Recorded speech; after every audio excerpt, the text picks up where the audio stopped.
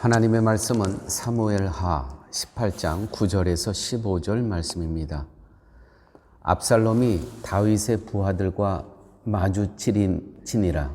압살롬이 노새를 탔는데 그 노새가 큰 상수리나무 번성한 가지 아래로 지날 때에 압살롬의 머리가 그 상수리나무에 걸림에 그가 공중과 그 땅 사이에 달리고 그가 탔던 노새는 그 아래로 빠져나간지라. 한 사람이 보고 요압에게 알려 이르되 내가 보니 압살롬이 상수리나무에 달렸더이다 하니 요압이 그 알린 사람에게 이르되 내가 보고 어찌하여 당장에 쳐서 땅에 떨어뜨리지 아니하였느냐. 내가 내게 은 10개와 띠 하나를 주었으리라 하는지라.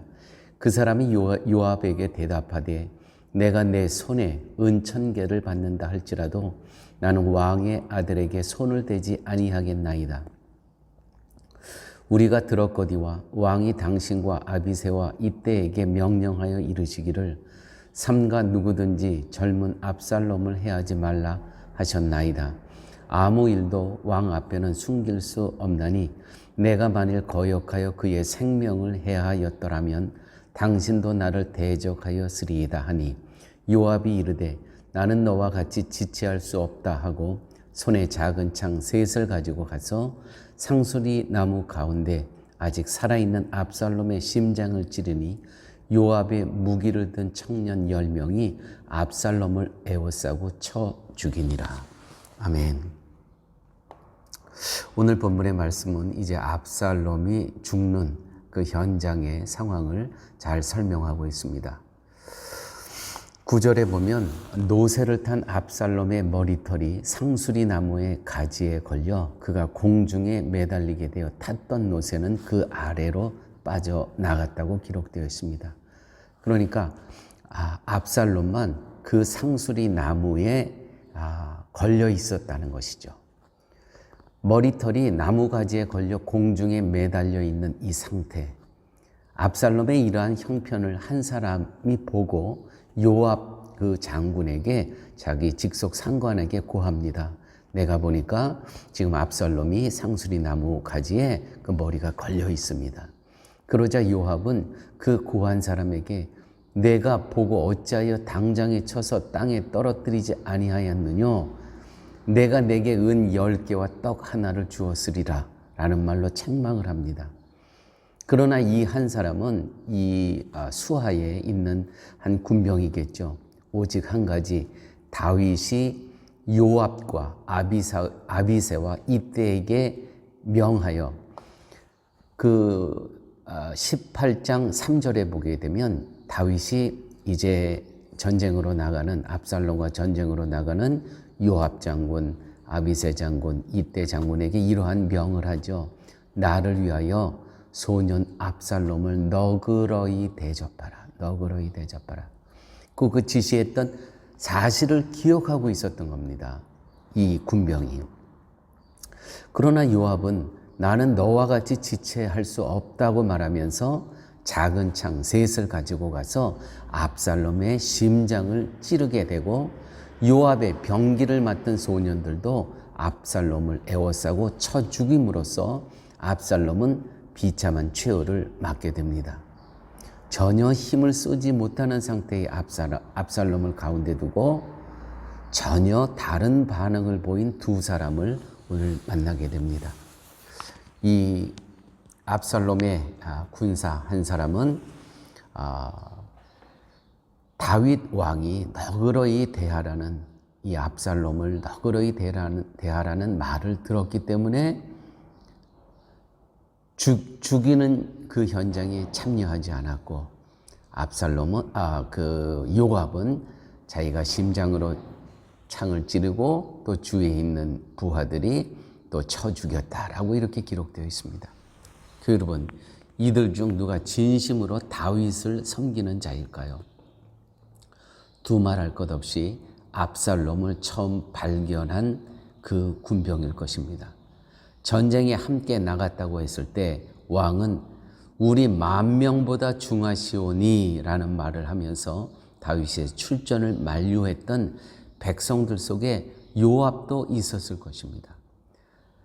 다윗이 무엇을 원하는지 압살롬을 너그러이 대접하라는 말에 담겨 있음에도 불구하고 막상 무기력한 상태의 압살롬을 만나자 자기 성질대로 행동을 해버리고 맙니다.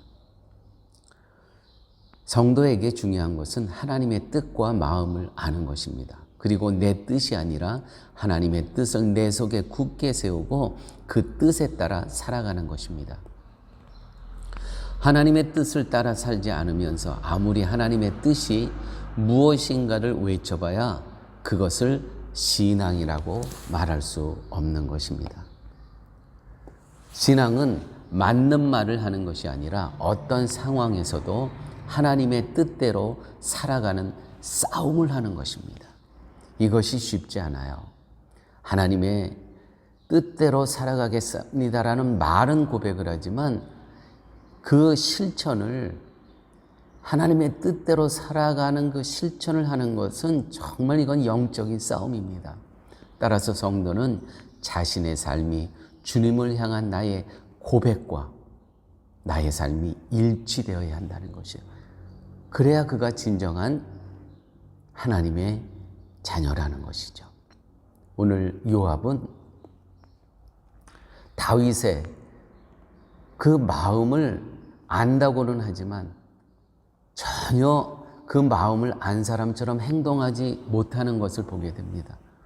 다윗 왕이 비록 압살롬이 지금 반역을 하고 있지만 그를 만나거든 너그러이 대하라, 죽이지 말라 라는 이렇게 지시를 내렸음에도 불구하고 요압은 이러한 상황에서 전혀 다른 자기의 뜻을 실천하고 있다는 것이죠. 만약 여러분이 본문의 상황에 처했다면 어떤 사람으로 행동했을 것이라고 생각합니까? 이름 없는 어떤 한 병사입니까? 아니면 요압입니까? 과연 여러분은 어떤 상황에서든 하나님의 뜻과 마음을 생각하며 행동할 수 있습니까? 그렇게 볼 때 본문의 내용은 우리는 지금껏 요압식으로 살아왔음을 고백하는 내용이 아닐 수 없다는 것이죠. 아무쪼록 오늘 말씀을 통해서 나는 요압처럼 계속해서 살 것인가, 아니면 이름 없는 한 병사처럼 다윗의 뜻대로, 왕의 뜻대로 행하며 살 것인가. 여러분, 우리의 왕은 여호와 하나님이십니다. 그 하나님의 뜻대로 살 것인가, 이 마주친 상황 가운데 내 뜻대로 살 것인가. 아버지 하나님, 오늘 귀한 말씀을 통해서 신앙의 고백과 살아가는 삶 속에서는 치열한 영적인 전투가 있다는 것을 깨닫게 하여 주심을 감사합니다. 어떠한 상황 가운데서도 내 뜻을 펼치는 것이 아니라 하나님의 뜻이 성취되는 그러한 삶을 살아갈 수 있도록 주님의 성령께서 늘 동행하여 주시옵소서. 모든 말씀 예수님 이름으로 기도드렸습니다. 아멘.